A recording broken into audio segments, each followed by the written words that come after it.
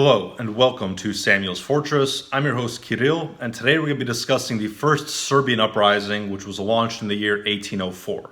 Now, by this time period, by the early 19th century, the Serbs, as well as the other Balkan nations, such as the Bulgarians, the Greeks, and so forth, have spent several centuries under direct Islamic Ottoman rule.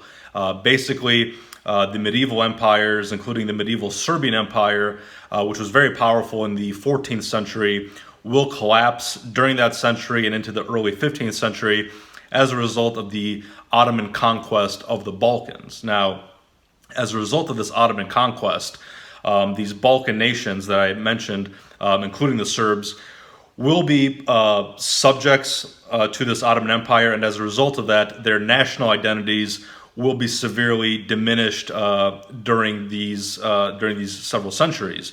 Basically, the religious and the cultural institutions of these people will be destroyed, and their national identity, like I said, will be severely diminished. Here, specifically to Serbia, we can see that even well into the 18th century, the Ottomans are destroying a lot of these Serbian institutions, such as the Serbian Patriarchate in Peć, which was dissolved in the late 18th century and placed directly under the Ecumenical Patriarch of Constantinople, which was very friendly to the Ottomans and to the Greek Phanariate. That's something we discussed in the past when we discussed the dissolution of the Bulgarian Patriarchate in Ohrid during the same time period. But nevertheless, regardless of the assault by the Ottomans on the Serbs, and the Bulgarians, the Greeks, and so forth, these people are able to preserve their culture, their customs, their religion, their language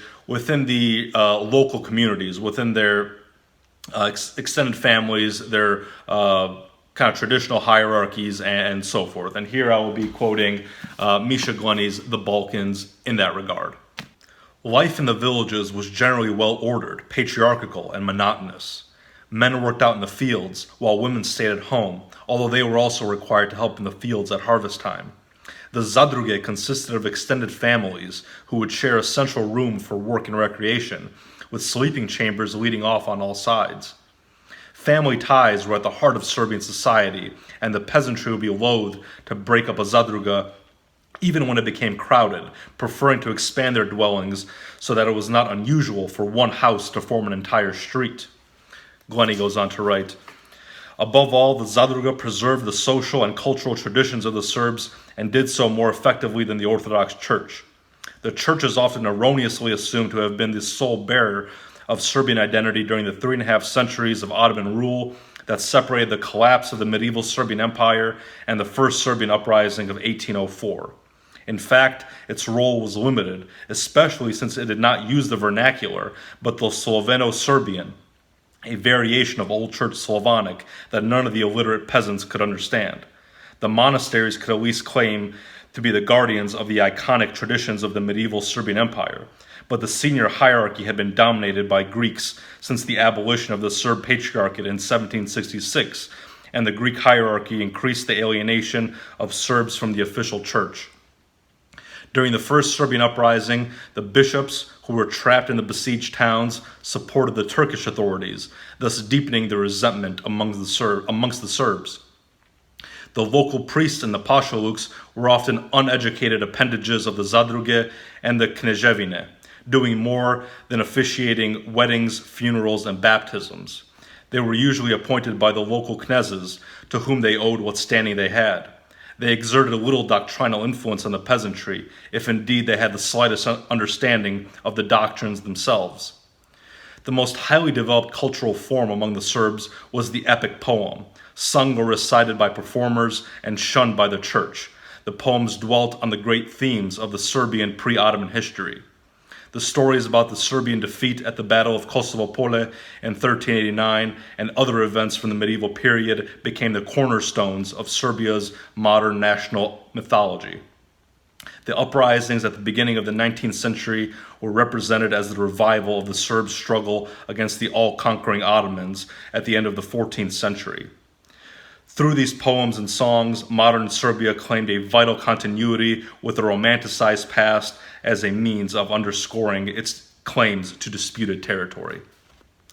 Now, the political and social order of the Balkans under the Ottoman Empire, which has existed for centuries, is thrown into chaos during the 18th century. What occurs in the 18th century is that the central authority of the Ottoman Empire, the Sultan, his power begins to diminish as the regional governors, these pashas who rule their administrative regions known as pashaluks, these pashas begin to challenge the Sultan for authority. Basically, they try to decentralize the empire in order for them to have more direct control over their regions.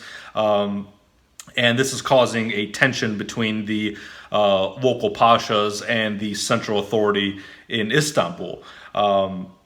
We see these pashas and many of the janissaries, which at this point are no longer the same janissaries of the early Ottoman Empire. In the early Ottoman Empire, the janissaries were these kind of elite warriors which were loyal to the Sultan. By this period of time, the 18th century, the Janissary order is basically kind of a shell of its former self. The Janissaries are kind of rogue at this point. They're no longer respecting the rule of the Sultan. Many of them are completely rogue, as we'll see in a little bit. Some of them are loyal to their local pashas, who are, again, in this kind of power play against the Sultan. So this kind of internal division within the empire really starts to show at the end of the 18th century, like I said, with the regional powers kind of vying for control in opposition to the Sultan. A great example of this is with the figure of Pashvanoglu Osman, who was kind of the rebel governor of the region of Vidin in modern Bulgaria. He is a very notorious example of this phenomenon, and here I will once again quote Misha Glani in that regard. Pashvanoglu Osman was still in his teens when his father lost the family's hereditary estates around Vidin in a vendetta. Pashvanoglu saw service in the imperial army during the Austro-Turkish War of 1789 to 1792 before returning to Vidin, determined to avenge his family's loss. Within a year, he had built up an army of brigands, janissaries, and disaffected imperial troops. When the governor of Vidin, who was loyal to the Sultan Selim, sent a force to deal with them, Pashvanoglu's men routed it. The rebellion at Vidin had an electrifying impact on the Ottoman Empire. Mercenaries and militants flocked to join Pashvanoglu. Albanian irregulars, janissaries from Bosnia and Serbia, and perhaps the wildest units of all, the Kirkali, nomad bandits who offered their services to the highest bidder. Their horses, decorated with gold and silver, and their female slaves, who dressed as men and were forced to satisfy their captors sexually, as well as accompany them onto the battlefield, added a touch of freakish theatrics to the Vidin enclave. Pashvanoglu organized raiding parties across the Danube from Vidin into Wallachia, now southern Romania, where the wretched population was already suffering the extortionary practices of their local prince. Pashvanoglu's proto-state penetrated into southern Bulgaria, where he disrupted the imperial collection of grain and taxes, and in 1795 he declared his independence from the Sultan. As opposed to the Vidin Pashaluk under Pashvanoglu, the Belgrade Pashaluk, which is kind of the center of the Serbian lands, that Pashaluk, the Belgrade Pashaluk, is still very much loyal to the Sultan Selim III. The Belgrade Pashaluk is being ruled by Haji Mustafa Pasha, who is loyal, like I said, to Selim III, and who is very well respected by the Serbian peasantry. Basically, Haji Mustafa is granting the Serbs a lot of freedom, a lot of rights. He respects the local knezes, these Serbian chieftains, and he begins expelling all these rebellious janissaries which pose a threat to him and to the Sultan. So in the Belgrade Pashaluk, we see kind of a battle forming between the Pasha, Haji Mustafa, and these rogue janissaries. Now, these janissaries, which are referred to as the Dahi, they eventually will retaliate against Haji Mustafa by assassinating him, and these Dahi will take control of the Belgrade Pashaluk and will impose very brutal governing measures on the Serbian peasantry. They will, again, brutalize and exploit the Serbian peasants. They will impose arbitrary taxation and eliminate the freedoms that the Serbian peasants were granted under the Sultan Selim III and his loyal Pasha, Haji Mustafa. As a result of the brutal rule of these rogue janissaries or Dahi in the Belgrade Pashaluk, the Serbian kneses or chieftains begin plotting an uprising against the Dahi in order to overthrow them. In order to secure supplies for this uprising, the kneses begin smuggling in weapons from the Austrian Empire. Now, what's important to know here is that this uprising that the kneses are planning is not necessarily an anti-Ottoman uprising. This is not a national liberation as such. The goal of this, initially, the goal of this uprising is not to liberate Serbia from the Ottoman Empire, but it is to overthrow the rule of these illegitimate janissaries, these Dahi, and to reestablish the legitimate rule of the Sultan within the Belgrade Pashaluk. Basically, what the Serbs are looking for here is a restoration of law and order under the rule of the Sultan and the elimination of these rogue elements. This is not, at first, a national liberation movement, so that is something that's important to keep in mind. Now, the Dahi will eventually discover that the Serbs are trying to smuggle in weapons from Austria, and as a result of this, the Dahi will manage to round up all the Serbian plotters, the kneses, as well as many of the peasants who support the uprising, and around 100 or so of these kneses and many more peasants will be executed in an event called the Slaughter of the Kneses. Now, not all of the kneses are discovered and killed. There is a famous Serbian chieftain by the name of George Petrovic, more commonly referred to as Karađorđe, who survives the slaughter of the kneses and leads the uprising against the Dahi. Once Karađorđe manages to rally the Serbian forces around him, this initial anti-Janissary, anti-Dahi uprising will be launched. It will start in February of 1804, and it will only last a few months. By August of 1804, most of these rogue Janissaries and their forces have been captured, many of them executed, and the uprising against them is successful. However, what occurs by kind of the summer of 1804 is that the Sultan Selim III, who supported the Serbian uprising against these rogue elements within his empire, now begins to become suspicious of this new Serbian force under Karađorđe. Basically, the Serbs now have a force of roughly 30,000 soldiers, which again make the Sultan kind of suspicious and uneasy now that there is a relatively well-organized Christian force within his borders. And basically, the Sultan requests that the Serbians disarm and disband. Karađorđe refuses to do so, and this will ultimately result in the Sultan declaring Karađorđe and the Serbs to be rebels, and sends an army towards Niš in order to confront them and to forcefully disband the Serbs. In the summer of 1805, these two forces, the Serbs under Karađorđe and the Ottoman forces under Sultan Selim III, will clash in a battle around the city of Niš, and this battle will result in a Serbian victory. Over the course of the next year, as a result of the Serbian victory, Karađorđe and the Sultan will negotiate to see if they can reach acceptable terms under which the Serbians can disband. However, while these negotiations are occurring between Karađorđe and the Sultan in the year 1805, we also see a new dynamic added to the power play in the Balkans.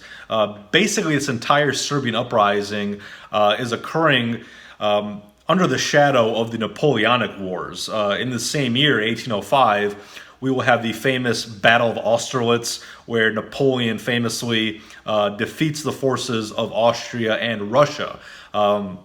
This defeat at Austerlitz will force the Austrians to sign the Treaty of Pressburg, which will grant Napoleon control of formerly Austrian territories in the Western Balkans. Here we're talking primarily about Dalmatia. Now, once Napoleon has a foothold in Dalmatia, the Ottomans, who have a generally friendly relationship with Napoleon, see this as the perfect opportunity to push their interests further into the Balkans, primarily in what are referred to as the Danubian principalities, the principalities of Wallachia and Moldavia in modern Romania. Now, the Danubian principalities are a point of contention between the Russians and the Ottomans. However, the Ottomans here, with the Russian defeat at Austerlitz, think they can push their interests in these Danubian principalities, and based on this, we will see a new war erupt between the Ottomans and the Russians. This will be the Russo-Turkish War of 1806 to 1812.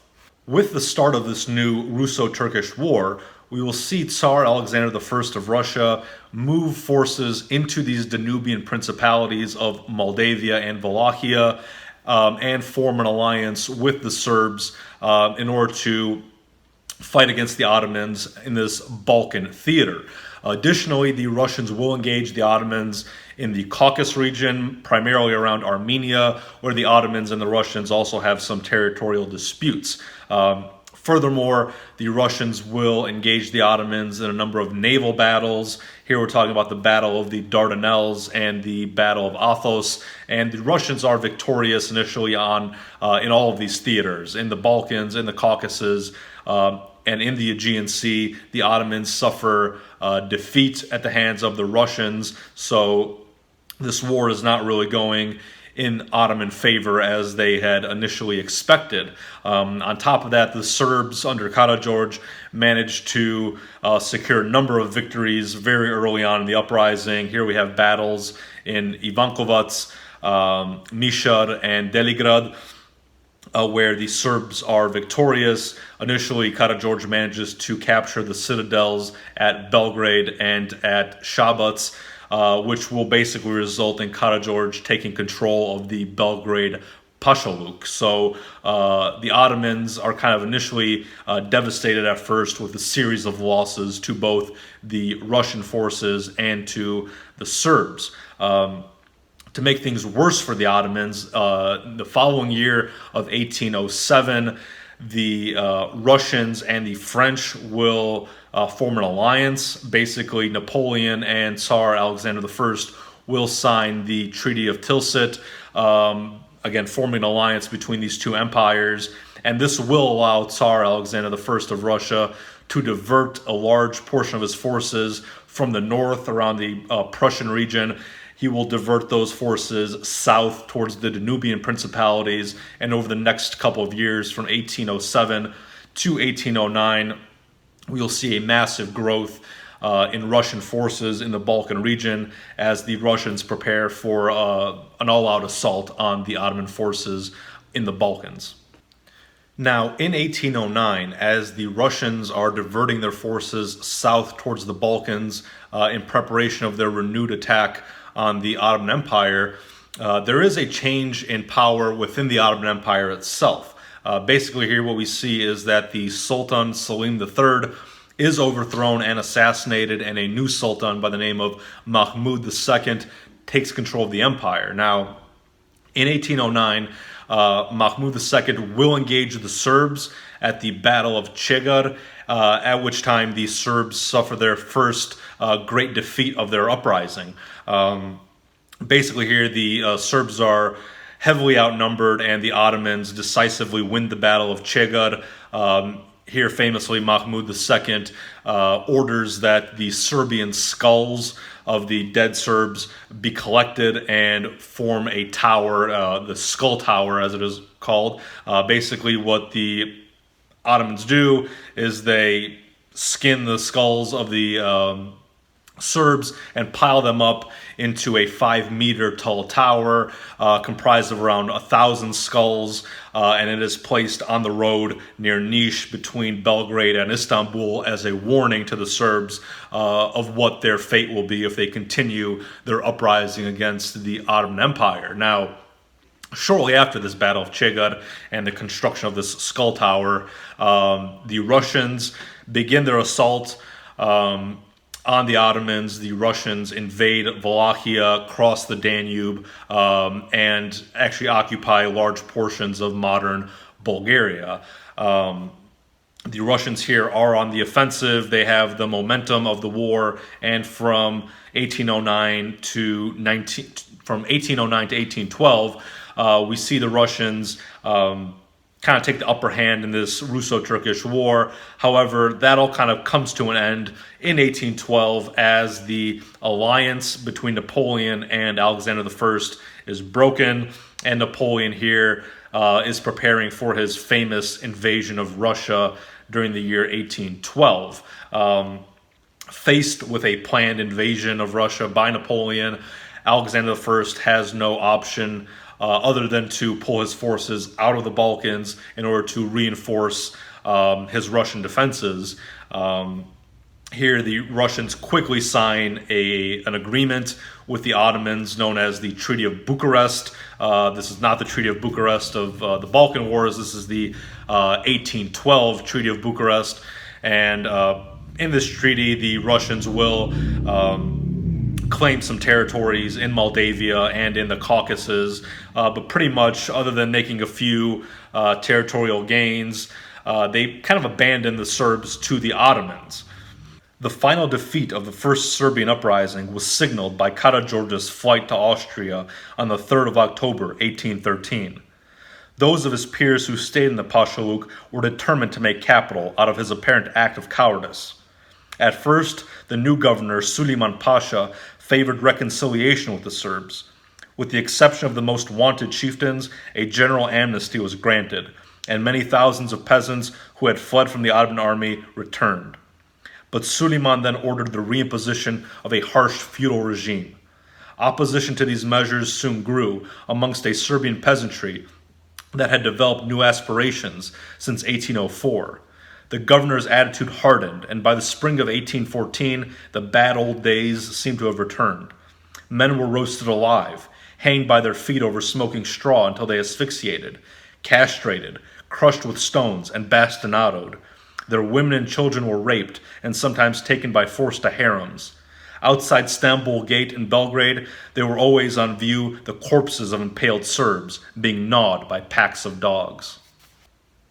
As a result of the brutality of Suleiman Pasha and his reprisals against the Serbs for the first uprising, we will see the Serbs gather to launch a second uprising shortly thereafter. This second Serbian uprising will be commanded by Miloš Obrenović, and that will be the topic for our next video. So until then, thank you very much for watching, and I will see you next time.